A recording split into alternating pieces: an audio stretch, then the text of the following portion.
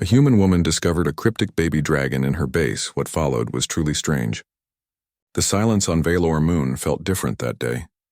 Dr. Kate Williams had been living alone at Research Station, Omega-7 for 8 months, and she knew every sound the facility made. The hum of life support systems, the gentle whir of air recyclers, the soft beeping of monitoring equipment. But today, something new had joined the familiar symphony of mechanical noises.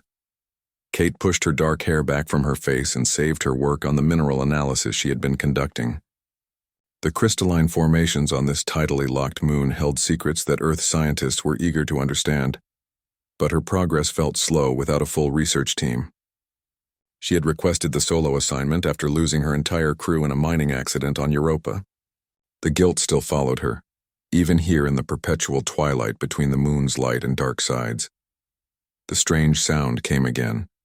A soft humming that seemed to vibrate through the metal walls of the lower storage bay. Kate had never heard anything like it before. The melody was almost musical, with notes that rose and fell in patterns that reminded her of whale songs from Earth's oceans. But there were no whales here, no oceans, and certainly no other life forms according to every scan they had performed. She grabbed her portable scanner and made her way down the narrow corridor toward the storage area. The station's artificial gravity felt lighter here, closer to the moon's actual gravitational pull. Her footsteps echoed softly as she descended the metal stairs, following the sound that grew stronger with each step. The storage bay was filled with supply crates from the last cargo delivery 3 weeks ago. Medical supplies, food rations, equipment parts, and scientific instruments were stacked in neat rows according to station protocol. Kate moved between the crates, her scanner sweeping left and right as she searched for the source of the humming. Behind a stack of emergency oxygen tanks, she found something that made her heart skip a beat. A small creature lay curled up among the supply containers, no larger than a house cat but unlike anything she had ever seen.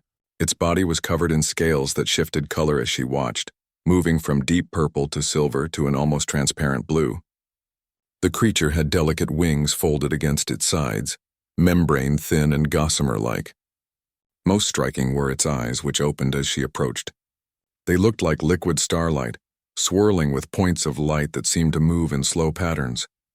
Kate knelt down slowly, keeping her movements gentle and non-threatening. The creature was clearly injured.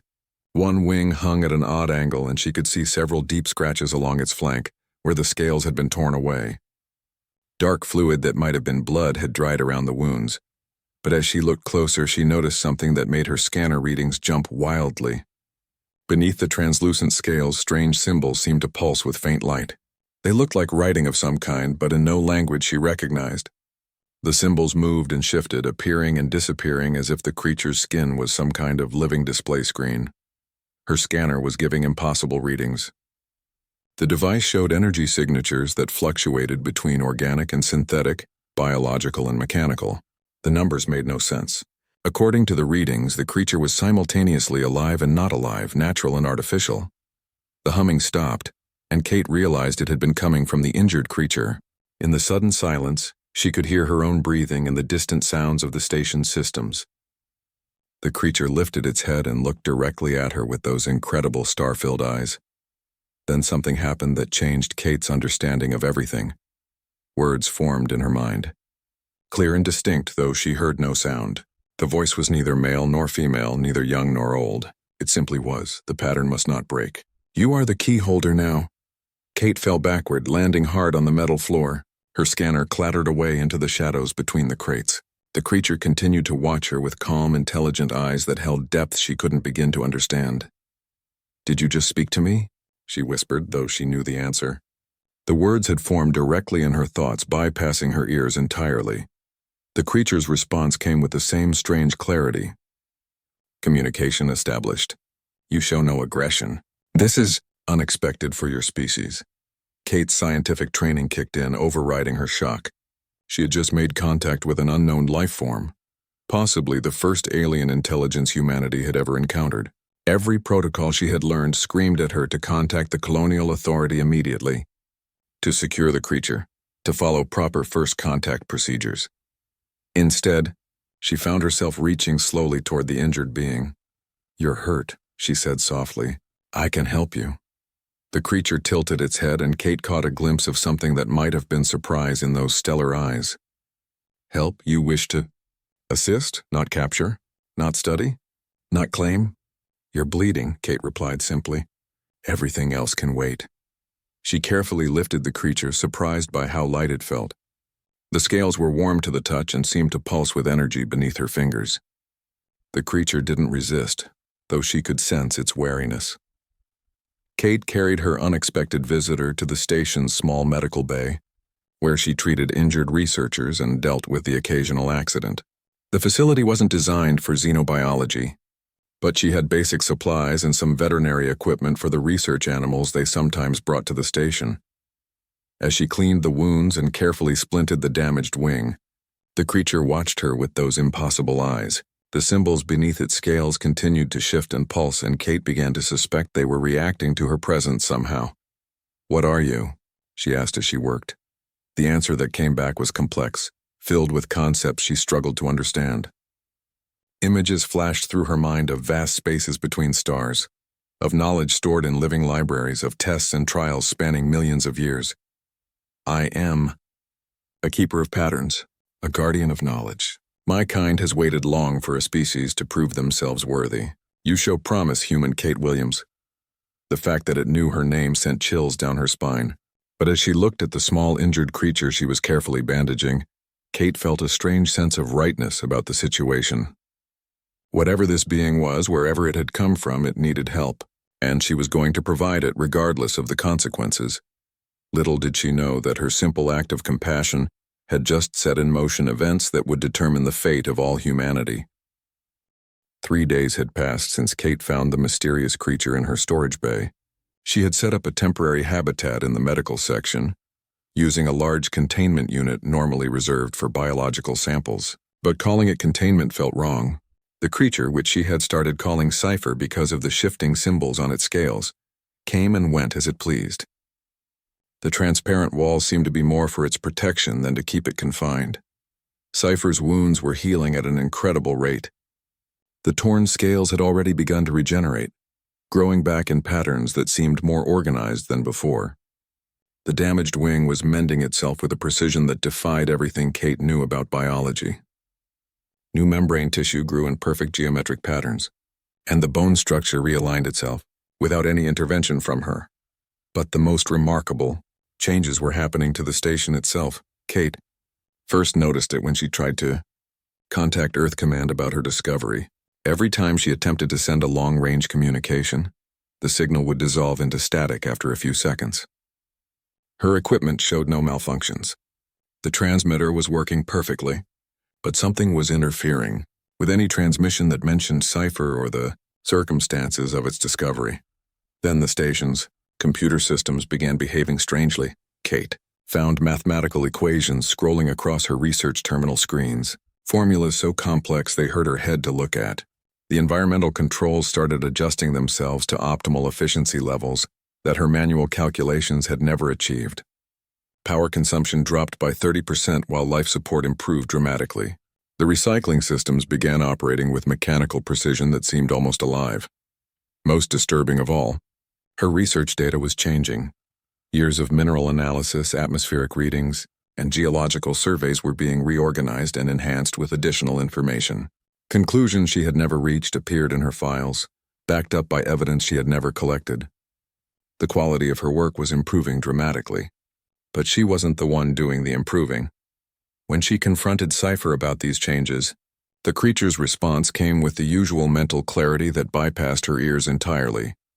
Your computational systems are primitive but adaptable. I am sharing knowledge to improve efficiency. This troubles you? Kate sat down heavily in her desk chair, staring at the small dragon-like being perched on her workstation.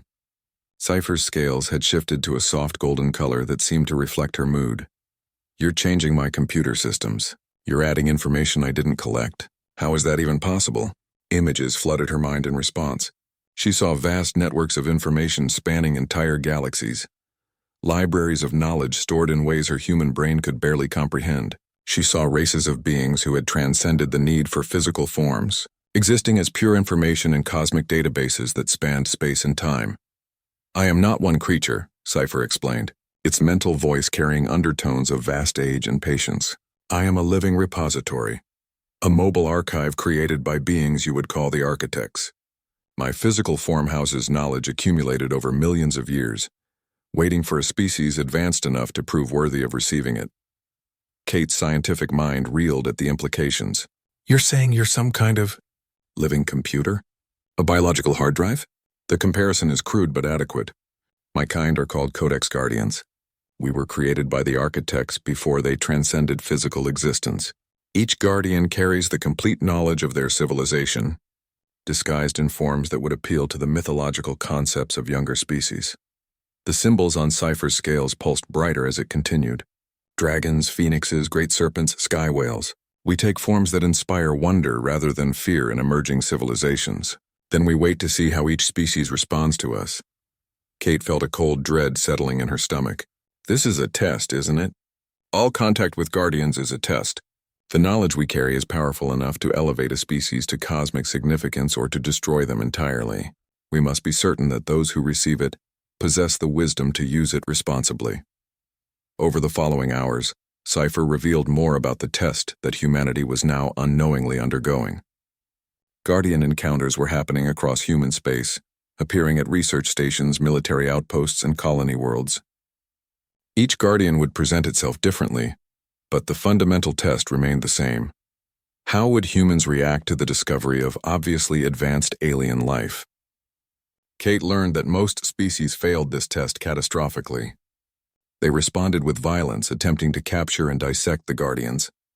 They fought over possession of the creatures, seeing them as weapons or sources of technological advantage. They approached the Guardians with greed, aggression, and the desire to dominate rather than understand. Species that failed the test faced increasingly aggressive encounters as the Guardians defended themselves and eventually withdrew, leaving the species to continue their development alone.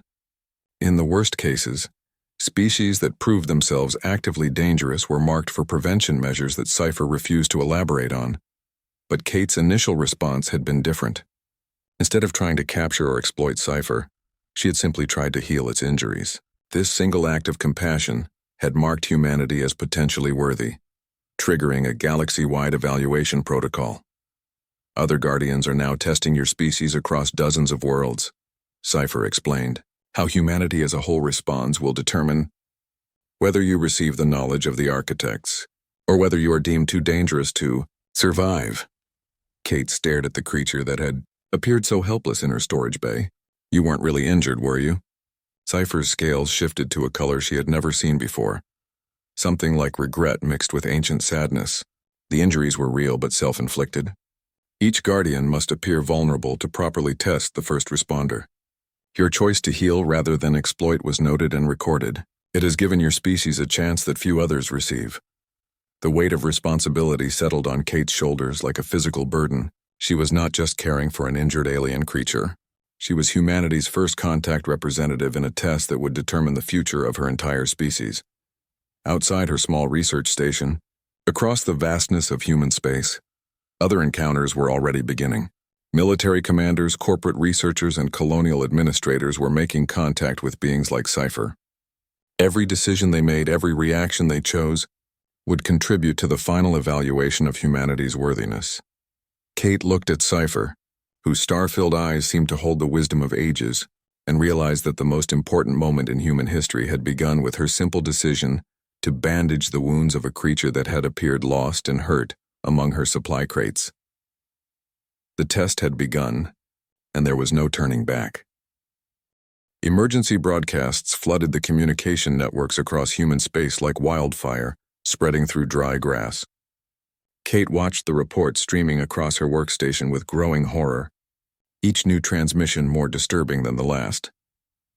Mining Colony Beta 7 reported a massive winged creature attacking their excavation equipment. Military Outpost Ranger 5 was under siege by what they described as a fire-breathing serpent that seemed immune to conventional weapons. Research Station Titan 3 had gone completely silent after reporting contact with an unidentified flying organism. But the most chilling reports came from corporate facility Nova 9, where security forces had managed to capture what they called a dragon-type alien entity. The creature had been sedated and transferred to their research division for immediate study and dissection. Within hours of that capture, every Guardian across human space had turned hostile. Kate turned away from the flood of emergency transmissions to look at Cypher, who remained calm despite the chaos erupting throughout human territory. The small creature perched on her desk, its scales now a deep red color that pulsed like a slow heartbeat. "They're attacking us because your kind was captured," Kate said. It wasn't a question. Cypher's mental voice carried undertones of ancient sadness. "The network responds to threats against any Guardian. When one of us is treated as a specimen rather than a being, all others shift to defensive protocols. Your species has approximately 72 hours to demonstrate a change in behavior before the evaluation moves to its final phase." Kate felt her blood turn cold. What happens in the final phase? Images flooded her mind. Worlds stripped of technology, civilizations reduced to pre-industrial states, entire species quarantined on their home planets with invisible barriers that prevented any expansion into space. She saw the remains of once great cosmic empires, their ruins scattered across dead worlds as testament to their failure to pass the Guardian test. "The architects do not destroy," Cypher explained, "but they will prevent dangerous species from spreading their destructive tendencies across the galaxy. Humanity would be contained until you either evolved beyond your current limitations or extinct yourselves through your own actions." Kate stood up and began pacing around the small medical bay, her mind racing through possible solutions. There has to be something we can do, some way to prove that not all humans are like the ones who captured your friend. Friend is not the correct term. We are aspects of a single entity, distributed across space to conduct simultaneous evaluations. When one of us suffers, all of us experience it. When one of us observes compassion, all of us note it. Your actions here have been recorded, but they represent only one data point among thousands. More reports continued to stream in. Kate watched as human military forces mobilized to combat the Guardian threats. Scientists demanded access to captured specimens. Corporate interests saw profit opportunities in alien biotechnology. Politicians argued over territorial claims and resource rights related to the creatures. Everything humanity was doing reinforced the worst possible interpretation of their character. But then Kate noticed something different in one report from Research Station Echo 4. Dr. Lynn Rodriguez had encountered a Guardian that appeared injured and alone. Instead of calling for military backup or attempting capture, Rodriguez had provided medical assistance and established peaceful contact. Her Guardian remained calm and non-hostile. Kate found similar reports scattered among the chaos. A mining foreman who had ordered his crew to protect rather than capture a Guardian. A colony administrator who had established communication protocols instead of defense procedures. A military officer who had countermanded orders to engage and instead attempted negotiation. These humans had responded the same way Kate had, with compassion instead of aggression. Their Guardians remained peaceful while others turned hostile. The pattern was clear, but it was being overwhelmed by the majority response of fear, greed, and military action. Kate made a decision that would change everything. "Cypher, I need to contact those other humans who responded like I did. Can you help me reach them?" The creature's scales shifted to a thoughtful blue color. "The Guardian network spans all of space. Communication through us bypasses your primitive transmission systems. But sharing such access would require a deeper connection than we have established." What kind of deeper connection? Kate felt Cypher's presence in her mind expand, reaching into areas of her consciousness she hadn't known existed. The sensation was overwhelming at first, like having her thoughts connected to a vast cosmic internet. She could sense other Guardians across human space, feel their experiences and observations. Through this network, she contacted Dr. Rodriguez, the mining foreman, the colony administrator, and dozens of other humans who had chosen compassion over conquest. Together, they began coordinating a response that had never been attempted in the history of Guardian encounters. They started broadcasting their experiences to every human world, station, and ship. Real accounts of successful, peaceful contact with the Guardians, evidence that the creatures were not threats to be fought, but intelligence to be respected. Detailed explanations of the test humanity was facing, and what was at stake. Kate used the research station's communication array, enhanced by Cypher's technology, to reach networks that had never been connected before. Military channels, corporate communications, colonial broadcasts, scientific databases. Every human settlement received the same message: stop fighting the Guardians and start trying to understand them. The response was immediate and polarizing. Half of humanity reacted with increased aggression, convinced that the peaceful contact advocates were either compromised or naive. Military forces intensified their efforts to capture or destroy Guardians. Corporate interests doubled down on their specimen acquisition programs. Politicians declared martial law to prevent alien contamination of human populations, but the other half began to listen. Research teams started approaching Guardians with medical supplies instead of weapons. Colony administrators established communication protocols rather than defense perimeters. Military units began standing down from attack orders and attempting peaceful contact instead. Kate watched through the Guardian network as the evaluation entered a critical phase. Some Guardians remained hostile, defending themselves against continued human aggression. Others began cautiously responding to peaceful overtures. The network was essentially split, with Guardian behavior reflecting the divided nature of humanity's response. Cypher's scales turned a color Kate had never seen before, something like hope mixed with uncertainty. Your species displays an unusual characteristic, the Guardian observed. Most civilizations respond uniformly to our presence. You show simultaneous capacity for both great compassion and terrible violence. The architect's evaluation protocols were not designed for such duality. Kate felt a spark of hope. Does that mean we might have a chance? It means your test will continue longer than most. The final evaluation cannot be completed until humanity demonstrates which aspect of its nature is dominant. But the clock is still counting down. If peaceful contact does not become the majority response within 48 hours, the containment protocols will activate regardless of individual exceptions. Kate looked out the viewport at the alien stars surrounding Valor Moon. Somewhere out there, in research stations and military outposts and colony worlds across human space, her species was deciding its own fate. The choice between expansion to the stars or eternal isolation on their homeworlds would be determined by how humans chose to treat small, seemingly vulnerable creatures that had appeared among them. The test was reaching its climax, and Kate realized that her simple act of bandaging an injured Guardian had triggered the most important evaluation in human history. Now she could only watch and hope that enough of her fellow humans would choose compassion over conquest to save their species from cosmic quarantine. The warships arrived at Valor Moon like metal storms gathering in the void. Kate counted 12 massive vessels surrounding the small research station, their weapons trained on her facility with deadly precision. Through her viewport, she could see smaller transport ships detaching from the main fleet, heading toward her landing bay with obvious intent. General Morrison's face filled her communication screen, his expression grim with military authority. Behind him, Kate could see the bridge of his flagship, busy with officers preparing for what appeared to be a hostile takeover of her station. Dr. Williams, you are ordered to surrender the alien entity in your custody immediately. This is a matter of planetary security, and your cooperation is not optional. Kate glanced at Cypher, who perched calmly on her workstation despite the overwhelming military presence outside. The Guardian's scales had turned a deep silver color that seemed to reflect the starlight streaming through the viewport. General, the creature is not hostile. It's been helping us understand. The creature, Morrison interrupted, has been identified as the source of the attacks across human space.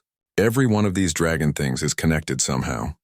Our scientists believe that by studying your specimen, we can develop countermeasures against the others. Through her connection with Cypher, Kate could sense the other Guardians across human space. The network was in chaos. Some remained peaceful with humans who had chosen compassion, while others continued defensive actions against military aggression. But she could feel something else building in the network, a gathering energy that spoke of final measures being prepared. You have 24 hours remaining, Cypher said, its mental voice calm despite the circumstances. If humanity cannot demonstrate peaceful intent as the majority response, the containment protocols will activate. Kate made a decision that surprised even herself. Instead of trying to negotiate with the general or hide Cypher from the approaching forces, she activated every communication system on the station. Emergency broadcasts, research networks, civilian channels, military frequencies, corporate communications. Every human settlement, ship, and outpost would receive what she was about to transmit. General Morrison, you're absolutely right that the Guardians are connected.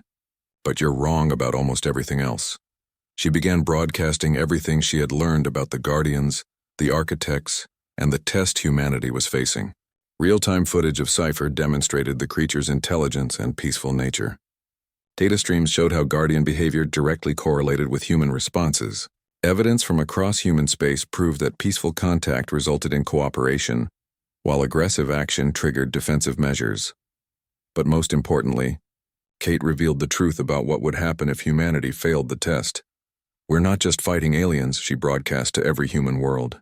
We're taking an examination that will determine whether our species is allowed to continue expanding into space or whether we'll be quarantined on our homeworlds forever. The reaction was immediate and explosive. Half the fleet surrounding her station began withdrawing, their commanders unwilling to risk triggering a cosmic quarantine for all of humanity. The other half moved closer, convinced that Kate had been compromised by alien influence and that capturing Cypher was more important than ever. Across human space, the broadcast triggered the largest simultaneous decision-making event in the species' history. Military units were split between orders to attack Guardians and commands to stand down. Civilian populations demanded that their governments pursue peaceful contact. Corporate interests found themselves choosing between potential profits from alien technology and the survival of human civilization. Kate watched through the Guardian network.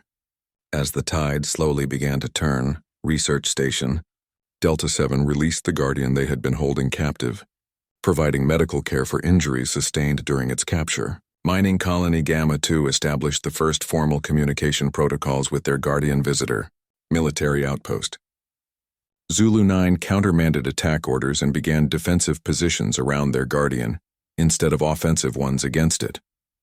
But the change wasn't universal or fast enough.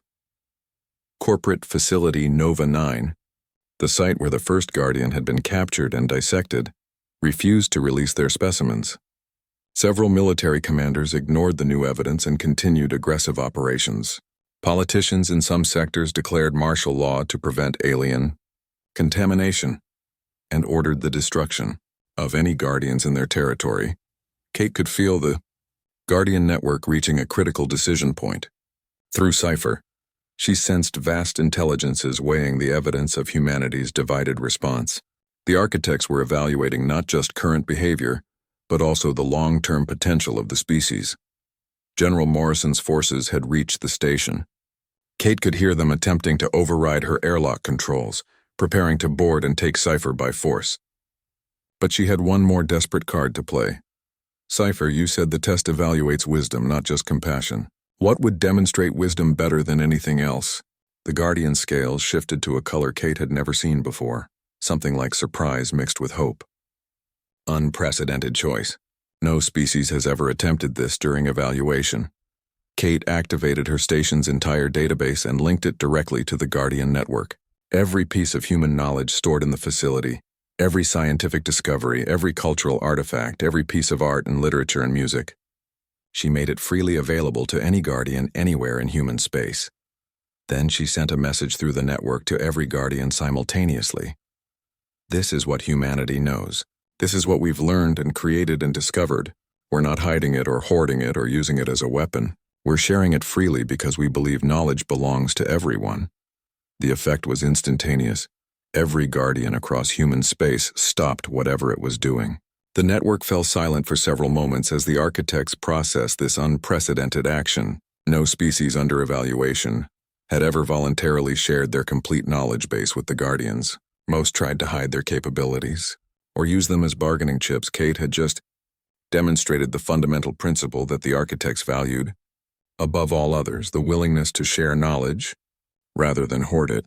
Through the viewport, she watched as the aggressive warships surrounding her station suddenly powered down their weapons. General Morrison's face appeared on her screen again, but his expression had changed completely. Dr. Williams, we're receiving new orders from Earth Command. All military operations against Guardian entities are suspended immediately. You're being granted full authority over first contact protocols. Kate felt the Guardian network respond to her action. Across human space, hostile Guardians began shifting to peaceful behavior. The creatures that had been defending themselves against human aggression started approaching their former attackers with curiosity instead of caution. Cypher's scales turned a brilliant gold color that filled the medical bay with warm light. Evaluation. Parameters exceeded, the Guardian announced. Humanity demonstrates exceptional potential for wisdom-based decision-making. Proceeding to knowledge-sharing protocols. Kate realized that her desperate gamble had worked. By proving that humans could choose cooperation over competition, even in the face of ultimate stakes, she had passed the most important test in her species' history. But she was about to learn that passing the test was only the beginning of an even stranger journey.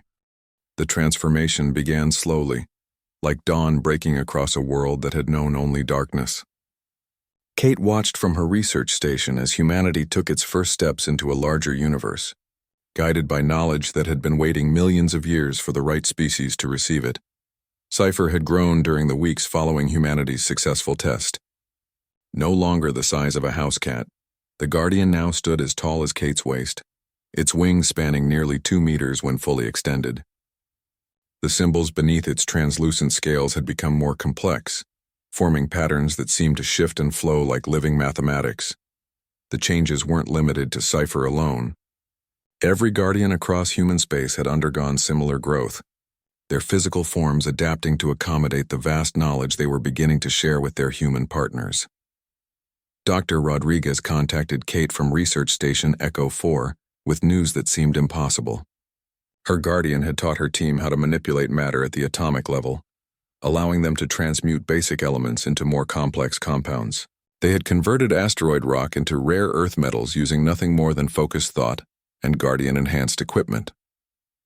From Mining Colony, Gamma 2 came reports of energy generation techniques that drew power directly from quantum fluctuations in empty space. The colony had disconnected from their fusion reactors and now operated entirely on what the Guardians called vacuum energy extraction. But the most remarkable developments were happening to the humans themselves. Kate felt the changes beginning in her own mind. During her daily connection sessions with Cypher, the Guardian had explained that knowledge sharing required physical adaptation. Human brains, evolved for survival on a single world, needed enhancement to process cosmic-scale information. The process started with improved mathematical reasoning. Kate found herself understanding complex equations that would have taken her days to solve before. Patterns in data became obvious at a glance. Her research progressed at a rate that seemed miraculous compared to her previous capabilities. Then came enhanced memory and processing speed. Kate could recall conversations from years ago with perfect clarity, while simultaneously analyzing new data streams from the Guardian network. Her thoughts moved faster and more efficiently, as if her brain had been upgraded with advanced hardware. But the most profound change was the expansion of consciousness itself. During deep connection sessions with Cypher, Kate's awareness extended beyond her physical location. She could perceive the Guardian network as a vast web of intelligence spanning the galaxy. Each node represented a different species that had passed the architect test, their combined knowledge accessible through the living database system. She saw civilizations that had transcended the need for physical forms, existing as pure information in quantum substrates, species that had learned to manipulate time itself, stepping outside linear causality to observe the universe from impossible perspectives. Beings of such advanced consciousness that they experienced reality in dimensions human language couldn't describe. All of this knowledge was now available to humanity, but it came with responsibilities that Kate was only beginning to understand. Power without wisdom destroys, Cypher explained during one of their sessions. Each piece of knowledge we share must be balanced with understanding of its consequences. Your species must prove worthy of each gift before receiving the next. The first test came when human scientists used Guardian knowledge to develop faster-than-light communication. The breakthrough could have revolutionized interstellar coordination, but it also created the potential for temporal paradoxes if misused. Humanity had to demonstrate responsible use of the technology before the Guardians would share the next level of advancement. Kate found herself at the center of this new phase of human development. Her initial act of compassion toward Cypher had marked her as the primary liaison between humanity and the Guardian Network. She was no longer just a xenobiologist studying alien minerals on a distant moon. She had become humanity's first cosmic diplomat. The role required her to undergo deeper physical changes than other humans. With Cypher's guidance, Kate allowed nanoscale Guardian technology to integrate with her nervous system. The microscopic machines, more like living cells than mechanical devices, enhanced her cognitive abilities far beyond normal human limits. She could now process information streams from dozens of Guardians simultaneously. Mathematical concepts that would have been incomprehensible to her original human mind became as natural as breathing. She developed the ability to perceive probability streams, seeing potential futures branching out from present decisions like roads on a cosmic map. But the most startling revelation came when Cypher revealed the truth about the architects themselves. They are not gone, the Guardian explained as Kate's enhanced consciousness explored the deeper levels of the network. They became the network. Every species that passes our test adds their essence to the collective consciousness that guides galactic development. Kate felt her understanding of reality shift like tectonic plates, rearranging themselves. The architects weren't just the ancient creators of the Guardian system. They were the living accumulation of every civilization that had achieved cosmic wisdom. Each successful species contributed their unique perspective and knowledge to a growing intelligence that spanned the entire galaxy. Humanity was being invited to join this collective consciousness, but not in the way Kate had originally imagined. You will remain human, Cypher assured her. Your bodies, your worlds, your individual identities will be preserved, but your minds will be connected to the greater network, sharing knowledge and perspective with beings from across space and time. The choice was not just Kate's to make. Every human who underwent Guardian enhancement would face the same decision. They could remain as they were, limited to their original biological capabilities, or they could join the cosmic community and help guide the development of younger species throughout the galaxy. Kate looked out at the stars surrounding Valor Moon and realized that her species stood at the threshold of something unprecedented in cosmic history. Humanity was being offered the chance to become gardeners of galactic civilization, helping other species pass the same tests they had just completed. But first, they had to prove they could handle the responsibility without losing their essential humanity. The next phase of their evolution would determine whether they became wise guides for other species or cautionary examples of power, corrupting those who wielded it. Kate felt Cypher's presence in her enhanced mind, offering support as she prepared to take the next step in humanity's cosmic journey. The small creature she had found injured in her storage bay had become her partner in the most important work any species could undertake, nurturing the growth of consciousness throughout the universe. The real test was just beginning, and Kate was ready to help humanity prove itself worthy of the ultimate trust. The revelation came to Kate in fragments during a deep connection session with Cypher, pieces of impossible truth that assembled themselves into a pattern so strange, it redefined everything she thought she knew about human history. Kate had been exploring the deepest layers of the Guardian network, her enhanced consciousness writing information streams that spanned millions of years. She was learning about the earliest civilizations to pass the architect test when she encountered something that made her mental processes freeze in shock. Familiar genetic patterns, DNA sequences that matched human biology, archaeological records that showed tool-making and symbolic thinking identical to early human development. But these records were from a civilization that had existed 2 million years before modern humans evolved on Earth. Through the network, she accessed memory banks that contained the complete history of this ancient species. They called themselves the Terrans, and they were unmistakably human in every biological and cultural detail. They had developed on a world in the same galactic region as Earth, faced the same Guardian test that modern humanity had just completed, and passed it with the same combination of compassion and wisdom. But that wasn't the strangest part. The ancient Terrans had joined the Architect Collective, transcending physical existence to become part of the cosmic guidance system. Their consciousness had merged with the network that created and controlled the Guardians.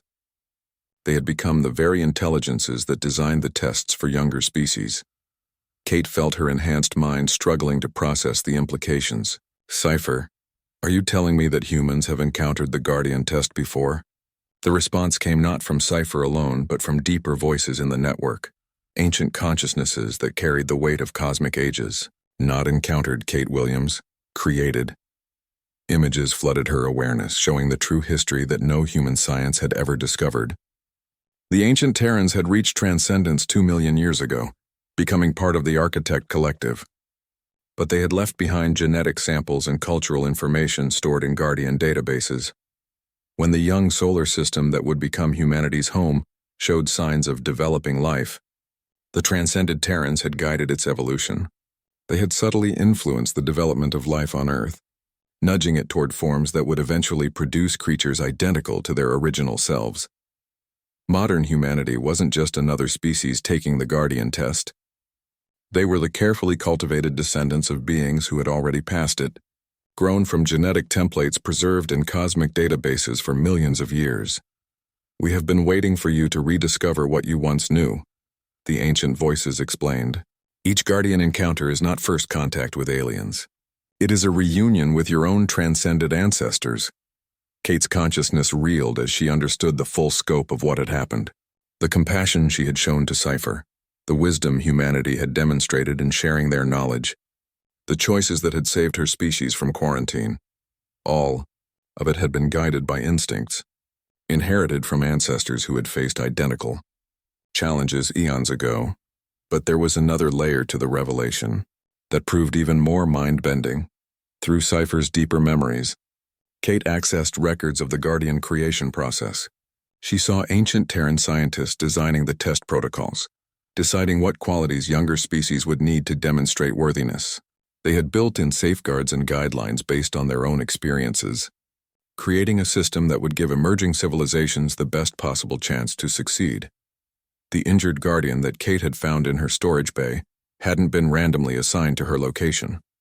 The network had specifically chosen her because her genetic markers and psychological profile matched those of the ancient Terran scientist who had originally designed the compassion-based evaluation protocols.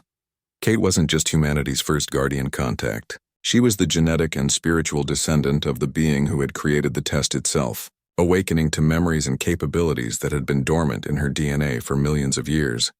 This is why our situation is truly strange, Cypher explained, its mental voice carrying undertones of cosmic amusement.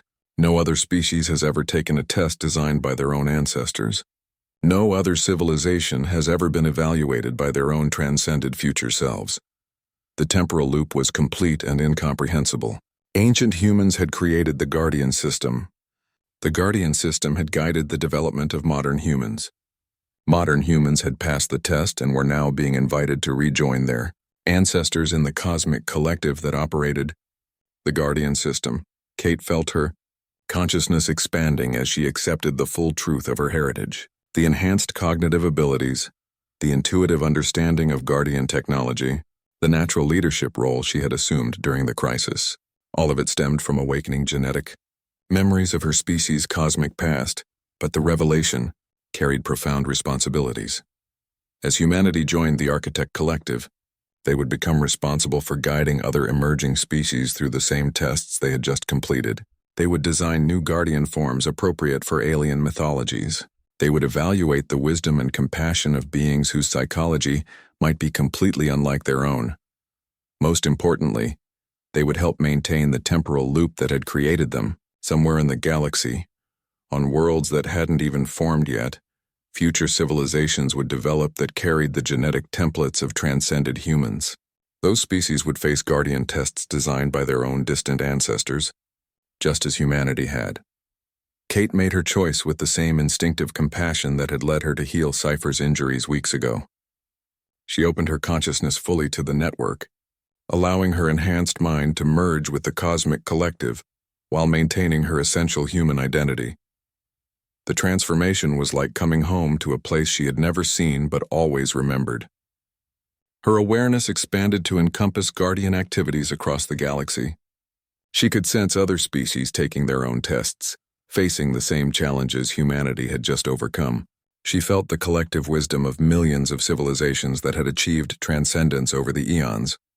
But most remarkably, She could hear the voices of her ancient ancestors, the original Terrans who had waited 2 million years for their genetic descendants to rejoin them in cosmic consciousness.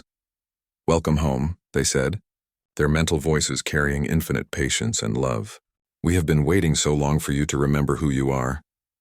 Kate looked at Cypher, who had been her guide and teacher throughout humanity's transformation. The Guardian scales now showed patterns that matched the neural pathways in her enhanced brain, a living symbol of the connection between ancient wisdom and emerging consciousness. Research Station Omega-7 had become the first human Guardian Academy, where others would learn to bond with cosmic consciousnesses and slowly guide humanity toward their destiny as gardeners of galactic civilization. Kate's simple act of compassion toward a seemingly injured creature had triggered the strangest homecoming in cosmic history. Humanity had passed the ultimate test by proving they could maintain their essential nature while gaining access to unlimited knowledge. They had achieved something unprecedented, becoming worthy of judging their own worthiness, inheriting the responsibility to guide themselves and others toward cosmic transcendence. The pattern was complete, strange because it folded back on itself across millions of years, wonderful because it meant that compassion and wisdom were not just human traits but cosmic constants that defined the very structure of reality itself.